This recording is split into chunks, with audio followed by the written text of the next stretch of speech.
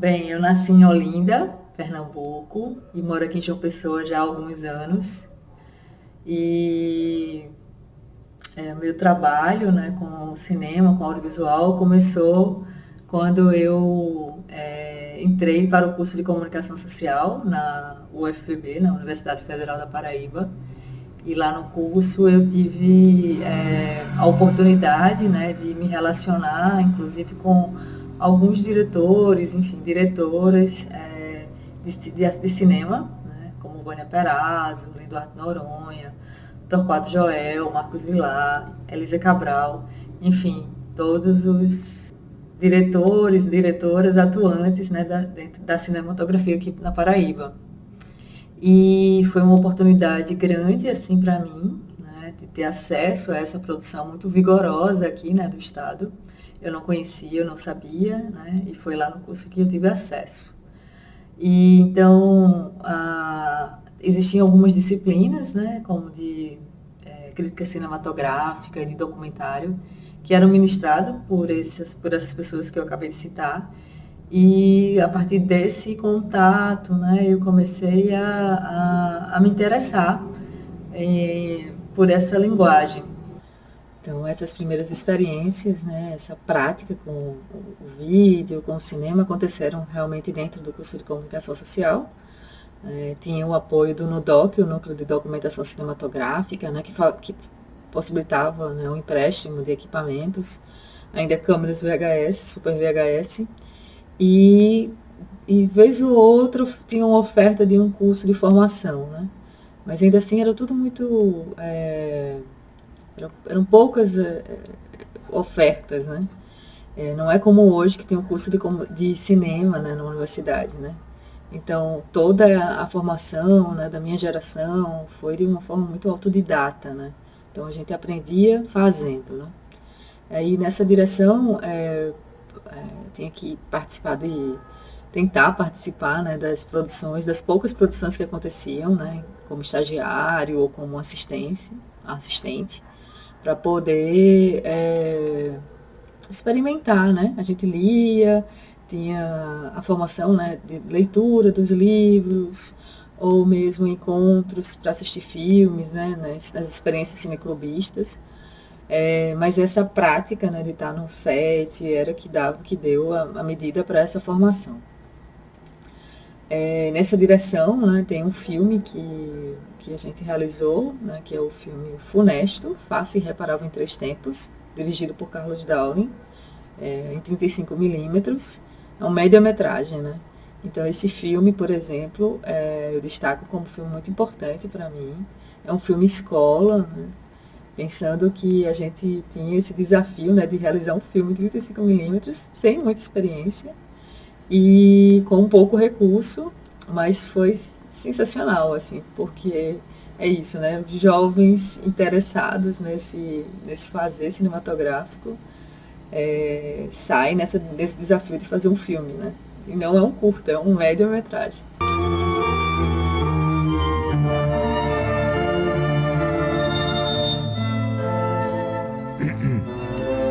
Funesto. Farsa irreparável em três tempos.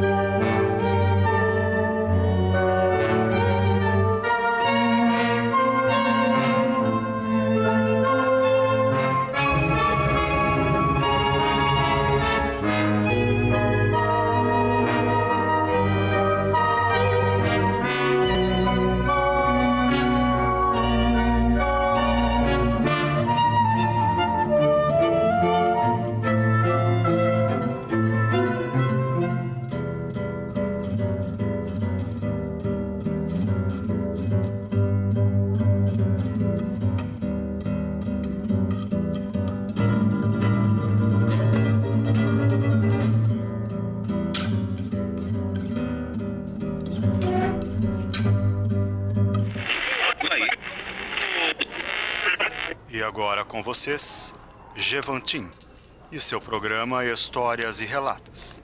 Caros ouvintes, esta transmissão nos reserva histórias estranhamente próximas. O programa de hoje trata de casos irremediavelmente funestos.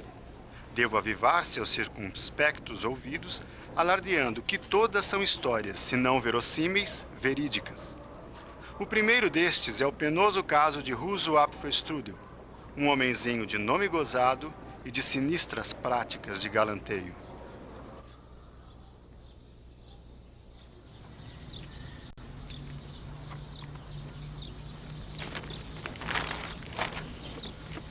E aí, velhinho? Vai um lustre? Hã? Não.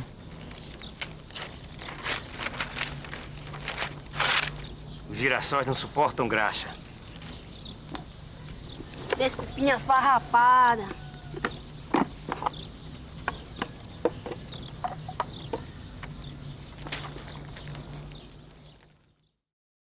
Então, na época que a gente não tinha ainda, como tem hoje, né, profissionais que conseguem e que podem, né, desenvolver diversas funções, né, dentro de uma produção.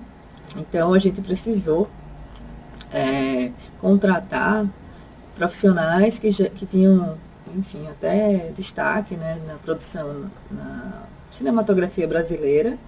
Velho, foi sensacional, porque essa aproximação, né, de ter ali, né, essas pessoas para fazer o filme, na medida que eles estavam fazendo o filme, eles também estavam nos ensinando, né, e por isso que eu falo, né, que foi um filme escola, né, que possibilitou para a minha geração, né, essa geração que precedeu, né, cineastas como Marcos Villar, Torquato, Vânia Perazzo, né, Elisa, então, que é justamente essa geração dos anos 2000. E então o Funesto teve esse papel, né, muito importante assim na nossa formação, né. Logo depois do Funesto, né, que foi essa experiência de filme escola, né, aconteceu um movimento muito interessante, né, porque o coletivo Las Luzineides, né, da qual eu fazia parte, juntamente com Ana Rogéria, Ana Isaura, Catiúcia Furtado e Lilva de Medeiros, a gente se empolgou tanto com esse movimento, né, de produzir, que a gente terminou introduzindo no coletivo fazer mais produções em vídeo, né. Já existia, como eu falei, a gente realizava fanzines, né, a gente, nesse processo de fazer fanzine em papel, cortando, colando, e também já fazíamos um festival que chamava-se Mostra Zine, Mostra Underground em Evidência, que era um festival, né, que reunia fanzineiros de todo o Brasil, bandas de rock, enfim, lançamento de livros, um festival bem interessante aqui na cena, né, de João Pessoa. E aí a gente, depois de Funesto, a gente se empolgou bastante, assim, então a gente começou a introduzir o vídeo nas nossas realizações e começamos a fazer um fanzine em vídeo, que a gente terminou chamando de videozines. Realizamos uma série desses videozines e era justamente essa transposição, né, do formato videozine, do formato fanzine em papel para o vídeo. Essa experiência com o coletivo Las Luzineides é muito importante, né, também eu destaco como uma ação muito memorável, né, porque, por exemplo, não existia exatamente uma produção feminina aqui na Paraíba, né, então essa ocupação era feita por Vânia Perazzo, por Elisa Cabral, mas uma geração mais nova, assim, não tinha fazendo filmes ou fazendo vídeos, né. Então, esse coletivo, eu acho que ele tem uma importância muito grande, né, nesse lugar, né, de uma ocupação da presença das mulheres na cinematografia paraibana, né, e eu vejo isso agora, com distanciamento, como foi importante, né, mesmo essa ação do coletivo, né?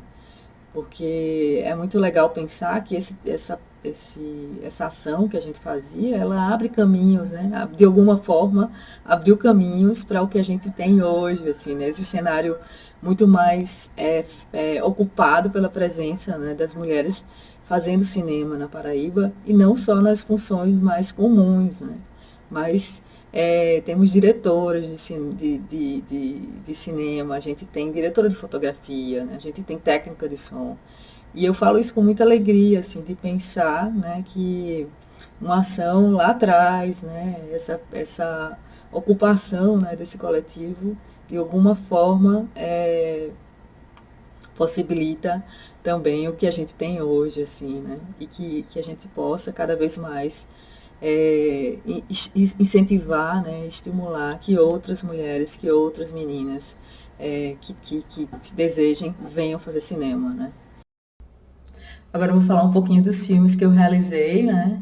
Realizei 6 curtas-metragens, né? Vou escolher alguns aqui para falar. Já trabalhei também na produção, né? Executiva, na produção, direção de produção de alguns curtas, de longa, enfim. Mas eu vou fazer um recorte pequeno dessa produção em que eu assino como diretora, né? Então, dos filmes que eu realizei, Sweet Caroline, Cabaceiras, Desejos Citrulos, Sociedade do Cloro, Oferenda e Borboletas Azuis. Esse é o conjunto dos filmes. Mas eu vou falar de Sweet Caroline, que é um curta que é de 2009. Eu acompanho a vida de uma menina que se chama Caroline, que mora num bar, né, que se chama Bar do Elvis. O pai dela faz cover de Elvis Presley e ela tem uma relação muito curiosa assim, com os bichos de estimação. Ela ganha da mãe os pintinhos e na medida que esses pintinhos se desenvolvem, enfim, tornam-se galos e galinhas, elas os nomeia, ela brinca com eles, enfim, ela tem uma relação muito afetuosa, muito afetiva, né, com esses bichos. Mas acontece que quando eles crescem, a mãe não quer saber disso e os mata para comer, né? É só colocar na mão e ele come. Firmino já mataram. Como foi isso?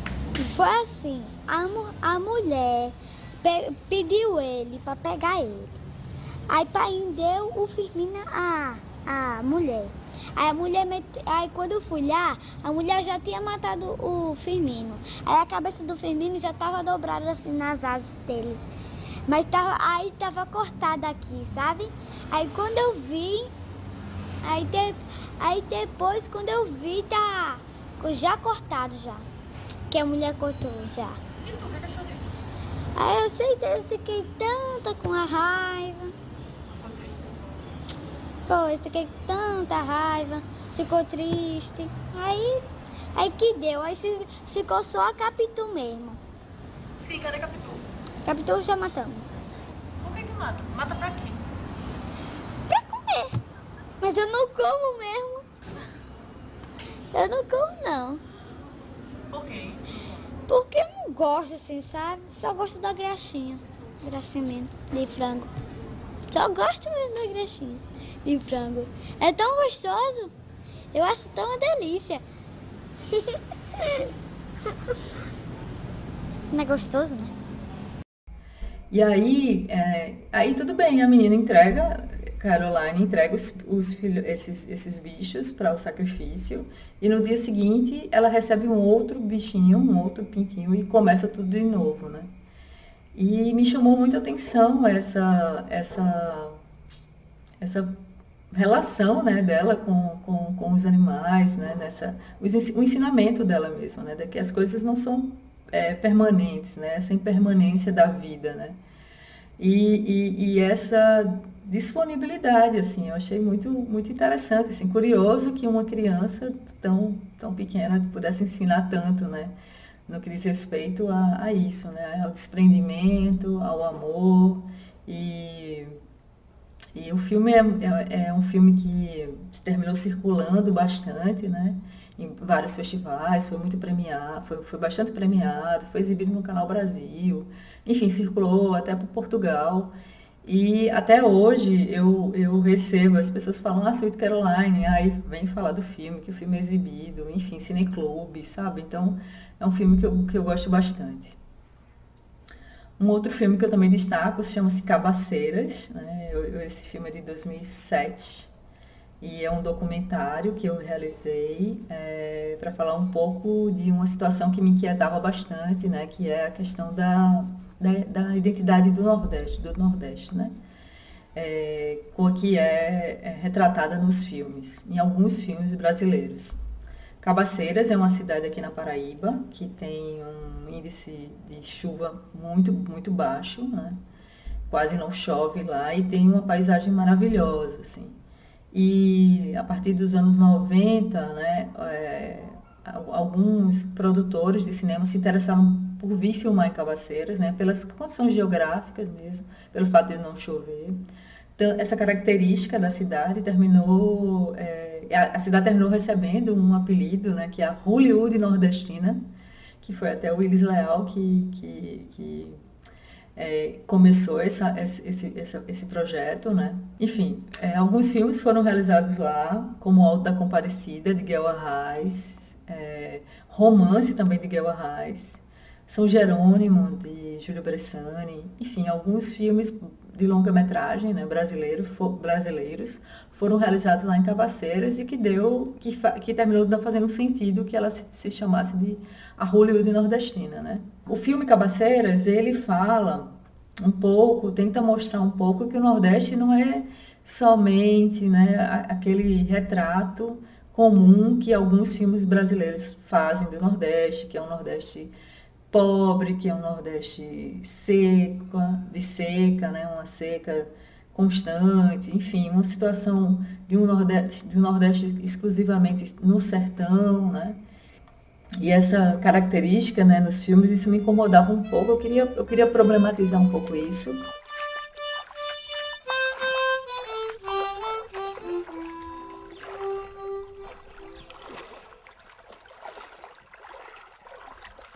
No filme do Alto da Compadecida, eu fui integrante do batalhão do Cabo 70, né? E fiz outras cenas comuns também.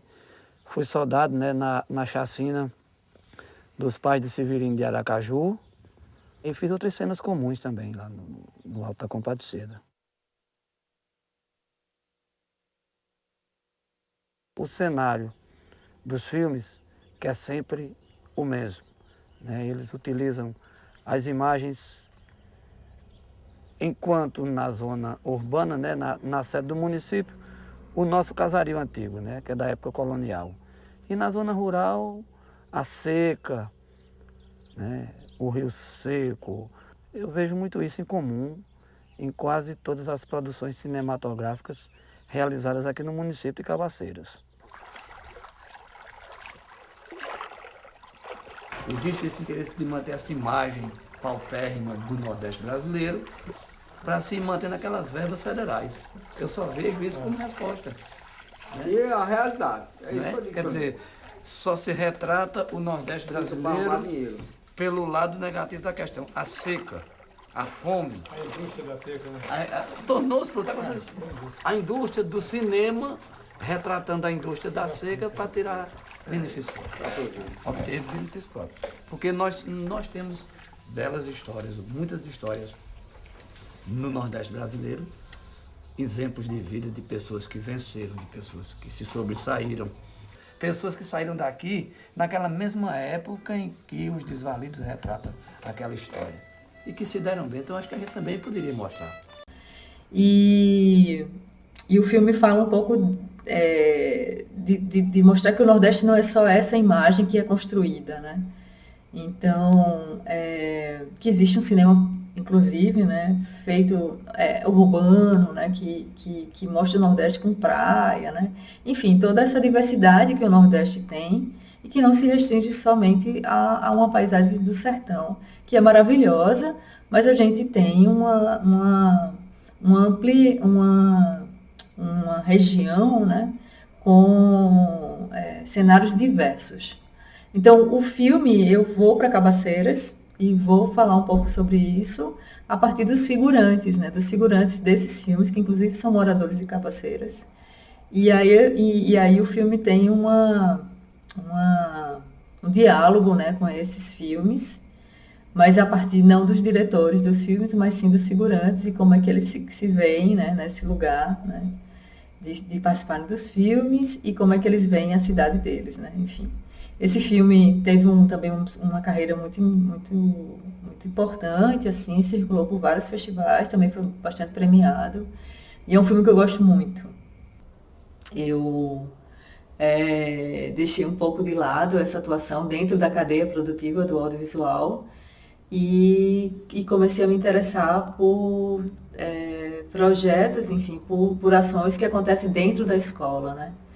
E isso me interessou muito, né? Enfim, comecei num trabalho como mediadora, né, no projeto de Cinema, Educação e Direitos Humanos, que foi o Inventar com a Diferença. E a partir desse projeto eu entrei definitivamente para esse campo de atuação, né? Agora, não mais dentro da cadeia produtiva, mas dentro das escolas, né?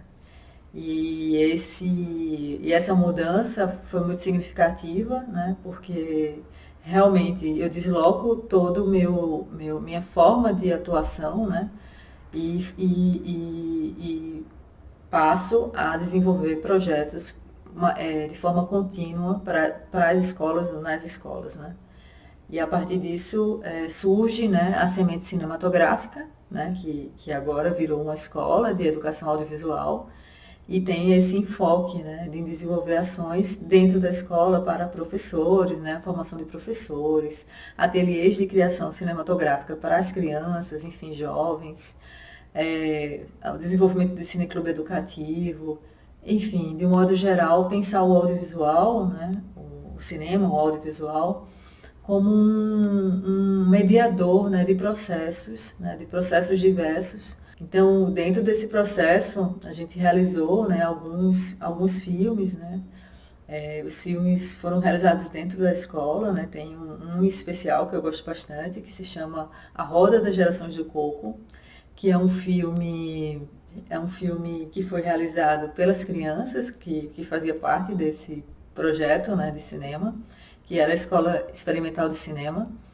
E esse filme é muito bonito, assim, pelo que ele representa, como foi feito, né? As crianças da escola, né, tinham um coco de roda, foi realizado pelo professor, juntamente com o professor deles, que é o professor Manuel. E esse coco de roda, o grupo do coco de roda era o grupo de cinema, né?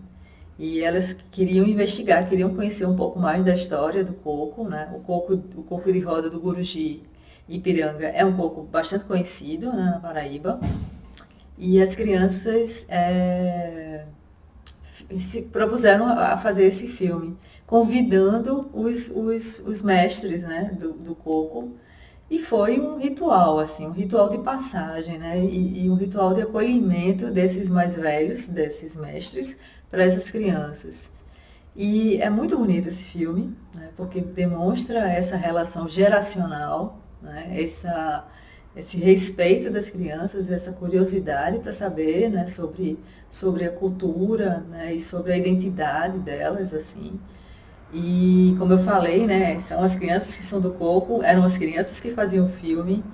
E vale salientar que alguns desses mestres, eles tinham muito receio, assim, vergonha, né? Não se sentiam muito à vontade de falar para os filmes. E, no entanto, quando as crianças chegam, fazem o convite, né?